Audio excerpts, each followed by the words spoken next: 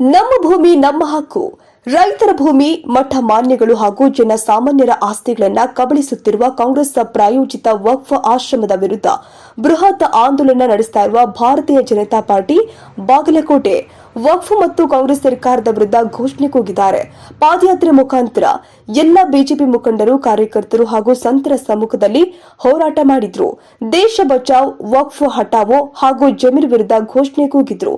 ನಮ್ಮ ಭೂಮಿ ನಮ್ಮ ಹಕ್ಕು ಬೃಹತ್ ವೇದಿಕೆಯಲ್ಲಿ ಬಿಜೆಪಿ ಜಿಲ್ಲಾ ಅಧ್ಯಕ್ಷರು, ಶಾಸಕರು, ಸಂಸದರು, ಸ್ವಾಮೀಜಿಗಳು, ಪದಾಧಿಕಾರಿಗಳು, ಮಹಿಳಾ ಕಾರ್ಯಕರ್ತರು ಭಾಗಿಯಾಗಿದ್ದರು. Ishwar Yalasanga, News Prime, Bagalkot.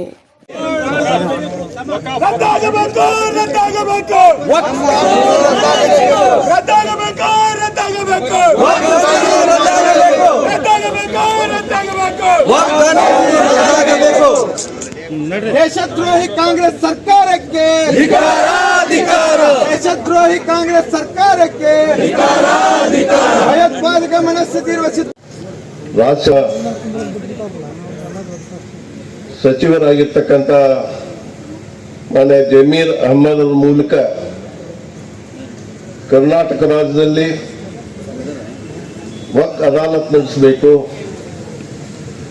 ಏನು ರೈತರ ಮಠಮಾನ್ಯಗಳ ಸಾರ್ವಜನಿಕರ ಆಸ್ತಿಯಲ್ಲಿ ಇರ್ತಕ್ಕಂಥ ಆ ಒಂದು ಪಹಣಿಯಲ್ಲಿ ಇರ್ತಕ್ಕಂಥ ಹೆಸರು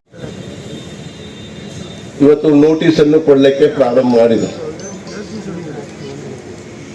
ಇದರ ಹಿಂದಿನ ಈ ವಕ್ಫ್ ಬೋರ್ಡ್ ರಚನೆ ಆದ್ಮೇಲೆ 1995ನೇ ಇಸ್ವಿನಲ್ಲಿ ಅದಕ್ಕೆ ಕೆಲವು ಅಮೆಂಡ್ಮೆಂಟ್ಗಳು ಆದವು.